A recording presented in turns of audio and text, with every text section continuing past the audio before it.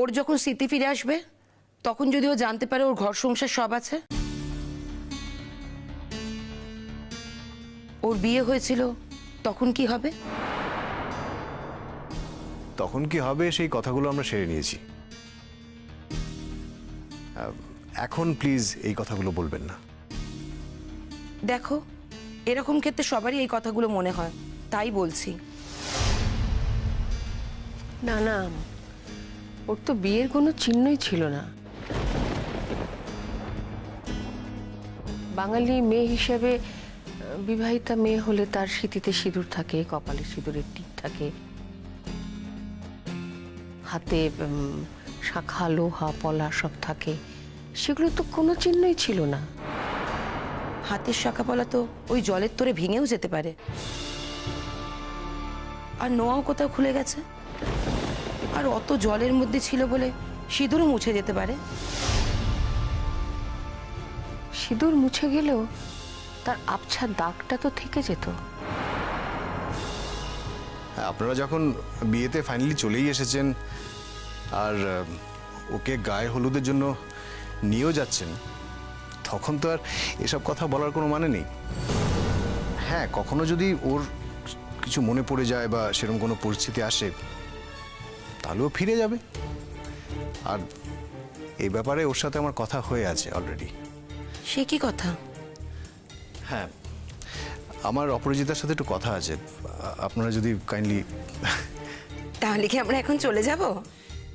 হ্যাঁ, মানে আমার কথাটা শুধু ওর সাথেই। হ্যাঁ ঠিক আছে ঠিক আছে, ইয়ে তোরা কথা বল না, তোরা কথা বল, আমরা বরং ওই গায়ে হলুদের ওখানে যাই। হ্যাঁ, তোর কথা শেষ হলে বাবু আমাদের ডাকিস, কেমন? হ্যাঁ মা, কথা শেষ হয়ে গেলে ওকে আমি গায়ে হলুদের ওখানে পৌঁছে দেবো। দেখো, তোমাদেরকে একটা কথা বলি, মেয়েটা না এমনিতেই একটু মন মরা হয়ে আছে, সেটাই স্বাভাবিক। ও তো চারপাশে চেনা কাউকে দেখতে পাচ্ছে না। বিয়ে বলে কথা, এটা তো জীবনের একটা নতুন অধ্যায়। ও তো চাইবেই যে চেনা মানুষের মাঝখানে থাকুক, আর যদি ওর চারপাশে সমস্ত ওর পরিচিত মুখগুলো থাকতো, ওর কত ভালো লাগতো। প্লিজ তোমরা আর এসব কথা তুলে মেয়েটাকে ক্ষত বিক্ষত করো না। তবে তোমায় একটা কথা বলি মা, তুমি আমার কথাটা বিশ্বাস করতে পারো।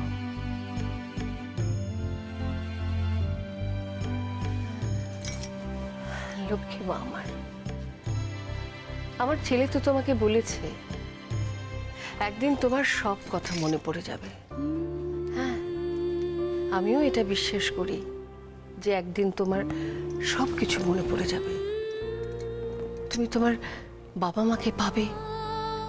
আর আমার বিশ্বাস তোমার বাবা মা দেখে খুশি হবেন যে তুমি এরকম একটা সুন্দর ছেলেকে নিজের জীবন সঙ্গী হিসেবে বেছে নিয়েছো। ওরা খুব খুশি হবেন এবং দু হাত ভরে তোমাদের দুজনকে আশীর্বাদ করবেন। তুমি দেখে নিও, মন খারাপ করো না মা। কি হলো, চলো তোমরা, এসো এসো এসো এসো। বাবু আমায় ডাকিস।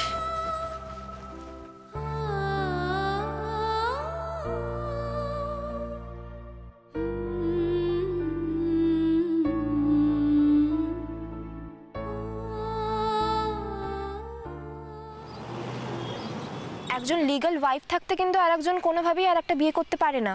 তার মানে তখন আমার এই বিয়েটা অবৈধ হয়ে যাবে, তাই তো? তুই কেন বলতে এইসব কথা ভাবছিস? তুই নেগেটিভটাই কেন ভাবছিস? শবনম যদি ফিরে আসতোই তাহলে তো এতক্ষণে চলে আসতো। এমনও তো হতে পারে যে শবনম তোর জীবনে কখনো আসবে না। যদি আসারই হতো তাহলে তো ও আসতে পারতো। স্মৃতি ফেরার অপেক্ষা, স্মৃতি ফিরলেই ও দুমদাম ছুটে চলে আসবে। যদি অবশ্য তার আগে ওর ওই ছেলেটার সঙ্গে বিয়ে হয়ে যায় তাহলে আলাদা কথা। আমি ঈশ্বরের কাছে সর্বান্তঃকরণে প্রার্থনা করি যেন শবনমের সঙ্গে ওই ছেলেটারই বিয়ে হয়ে যায়। এই জীবনে এটা প্রমাণিত যে আমি যশকে ছাড়া থাকতে পারবো না, আমি পারবো না। শবনম বেঁচেই যখন এসেছে তখন স্মৃতিটুকু না হয় নাই ফিরুক। এই জীবনটা পেয়েছে, তার বিনিময়ে স্মৃতিটুকু যাক না হারিয়ে। কি এমন ক্ষতি হবে তাতে ওর? নতুন করে সবটা শুরু করবে না হয়। ওর তো জীবনে কখনো কিছু ফাঁকি পড়ে না। এই তো খবর পেলাম কত ভালো একটা ছেলের সঙ্গে যোগাযোগ হয়ে গেছে, বিয়ের কথাও নাকি চলছে। তাহলে কি রে, কি এত ভাবছিস বলতো? এরকম আনমাইন্ডফুল লাগছে কেন? শোন, আজকের দিনে শুভ দিনে ভালো কথা ভাববি, উল্টোপাল্টা কিচ্ছু ভাববি না। এই দাও তো হলুদটা মাখাই ওকে। আয় সবাই আয় তো। বেশি না। না না, কি বেশি না।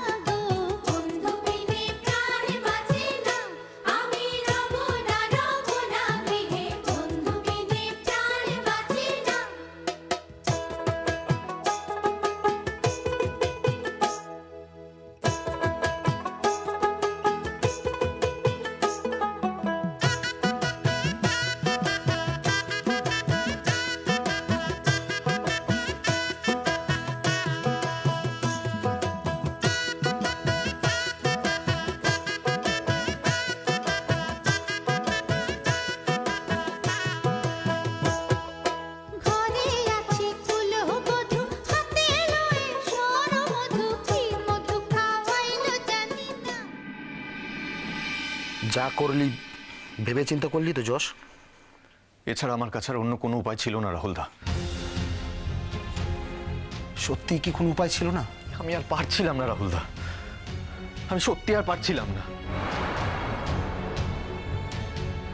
দেখ, তোর সবসময়ের জন্য একটা সঙ্গীত দরকার ছিল, কিন্তু সেই সঙ্গীটা যে তোর স্ত্রী হতে হবে এটা আমি মেনে নিতে পারলাম না।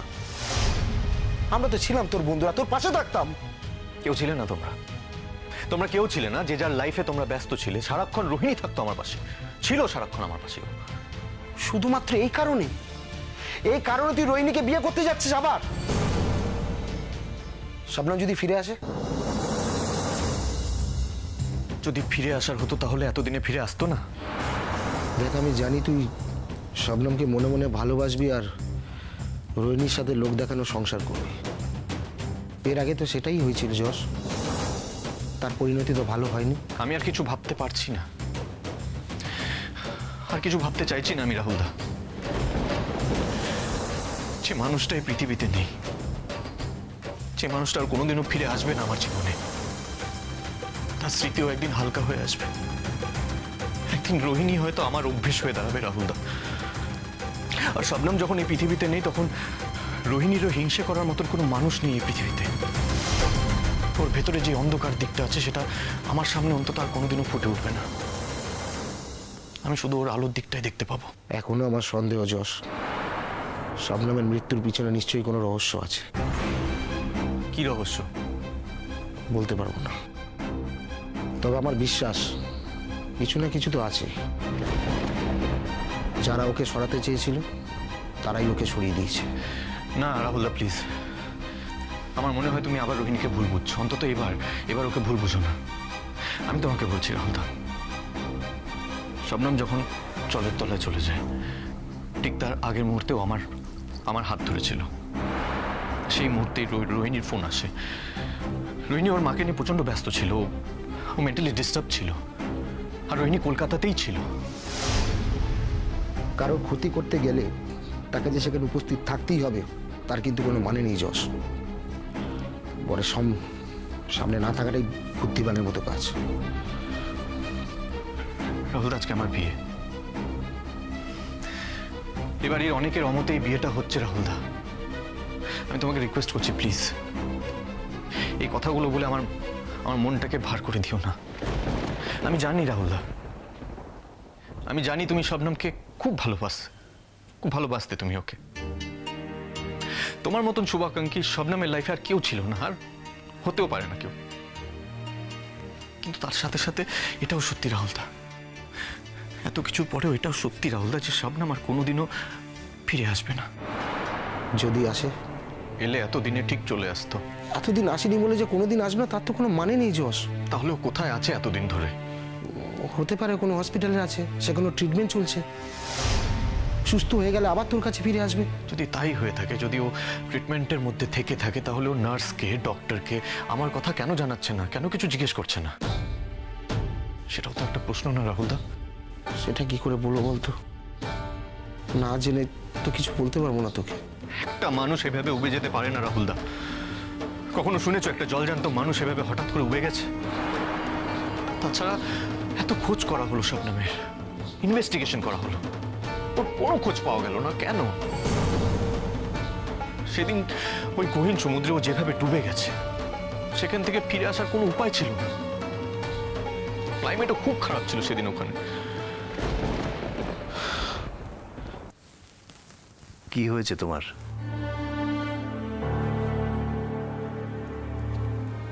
কিছু না।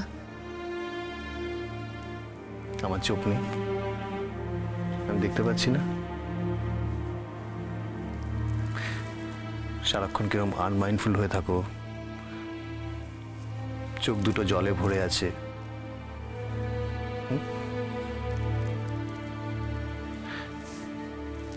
তুমি কি এই বিয়েটা করতে রাজি নও অপরাজিতা? আমি কি সে কথা বলেছি? না, তুমি বলনি। আমার বাড়ির লোক হয়তো বা জোর করে তোমার সাথে আমার বিয়েটা দিচ্ছেন। তুমি হয়তো ভদ্রতার খাতিরে না করতে পারছো না। তোমার একটা আশ্রয়ের দরকার ছিল। ট্রাস্ট মি, মানে তুমি যদি বিয়েটা নাও করো, তাহলে কিন্তু আমার বাবা মা তোমাকে ফেলে দেবেন না। Be rest অ্যাশিওর্ড।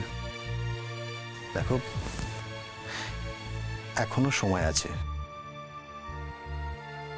বিয়েটা কিন্তু এখনো হয়নি। আমি নিজেকে নিয়ে ভাবা ছেড়ে দিয়েছি। আমি আর নিজেকে নিয়ে ভাবি না। আমার সঙ্গে যেটা হচ্ছে সেটাই হোক, আমার কিছু বলার নেই। আর এতে আমার কোনো অমত নেই। সেটা কোনো দয়া থেকে নয় তো? দয়া? আমি আপনাকে দয়া করব? উল্টে আপনি তো আমাকে দয়া করেছেন। আপনি আমার জীবন বাঁচিয়েছেন।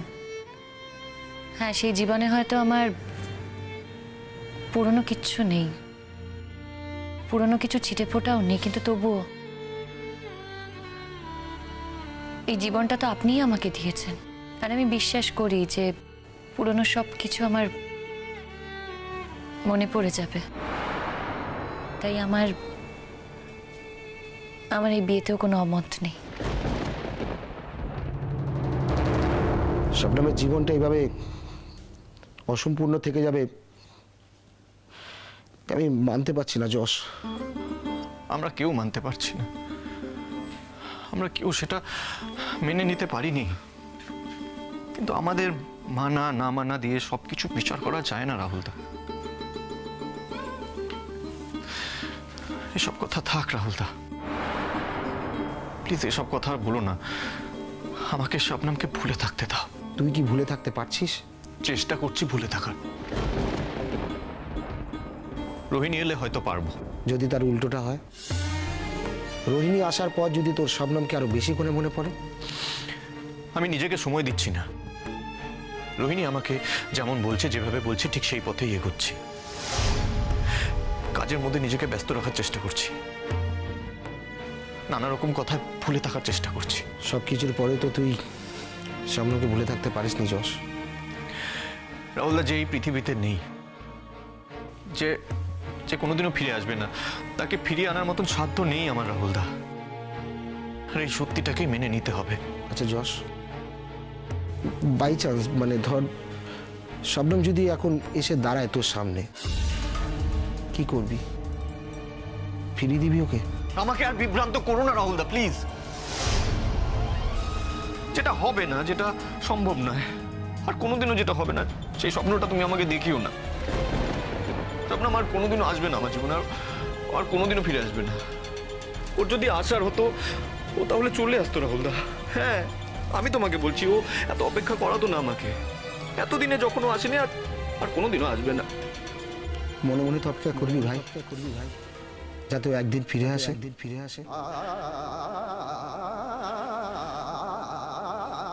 আমি আমি অপেক্ষা করলে শবনম ফিরে আসবে? বলো না, তাহলে আমি অপেক্ষা করবো, আগের মতন হয়ে যাবে, সবকিছু ঠিক হয়ে যাবে, তাহলে আমি ওয়েট করবো আমি শবনমের জন্য। জানি না ভাই, সত্যিই জানি না, তবে এটা বলবো যে অপেক্ষাটাকে জাগিয়ে রাখ, এটাকে মেরে ফেলিস না ভাই। তোকে আমার আর কিছু বলার নেই।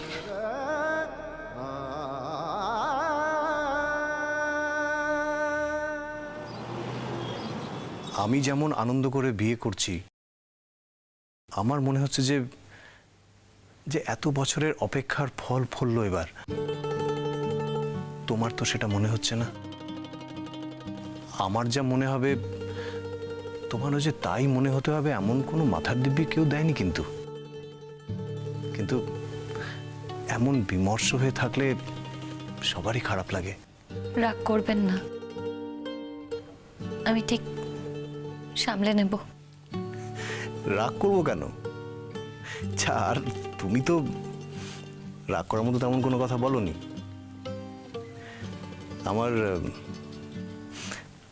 আমার মনে হচ্ছে যে তোমার শরীরটা এখানে আছে, কিন্তু মনটা অন্য কোথাও।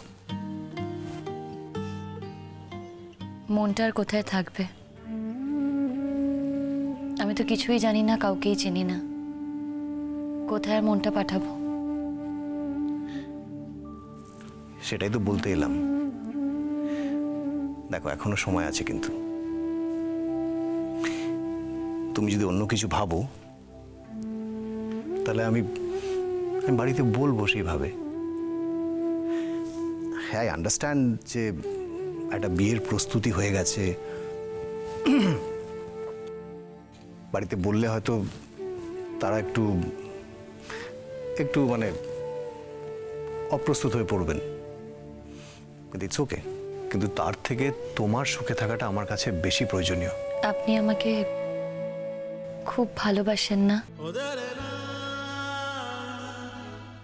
আরেকটা কথা, আপনি কিন্তু উত্তর দিলেন না।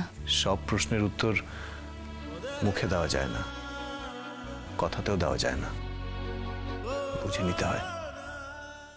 আরেকটা কথা, মানে মোস্ট ইম্পর্টেন্ট কথা, এমন যদি কোনো দিন আসে যেদিন যদি তোমার সব কথা মনে পড়ে যায়, আর যদি তোমার এটা মনে পড়ে যে তোমার কোনো ভালোবাসার কেউ আছে যাকে তুমি ভালোবাসো এবং তার কাছে তুমি যেতে চাও,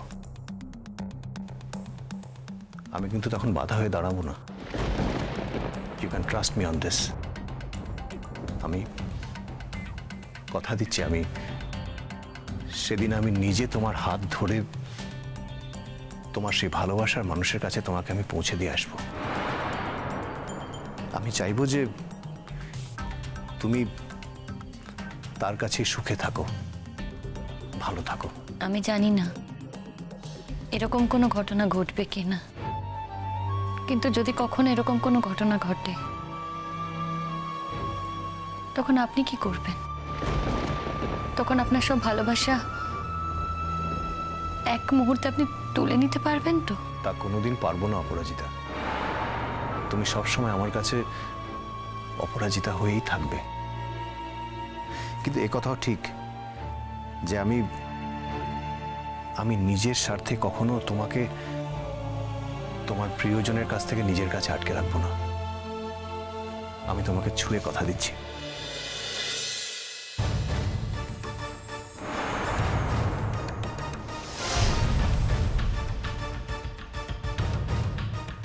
কি হলো অপরাজিতা? কিছু না। চলো, সত্যি যদি বিয়েটা করতে হয় তাহলে রিচুয়ালগুলো কমপ্লিট করতে হবে তো। সবাই অপেক্ষা করছে। কিন্তু আপনি তো আমাকে অপেক্ষা করালেন, আমি তো চলেই যাচ্ছিলাম। কেন অপেক্ষা করলাম সেটা বুঝতে পারছো নিশ্চয়ই।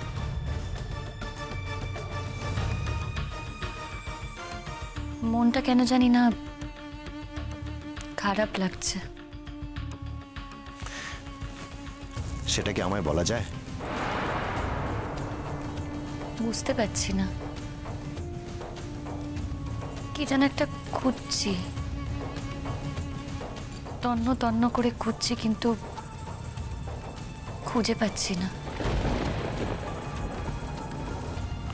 কি সেটা?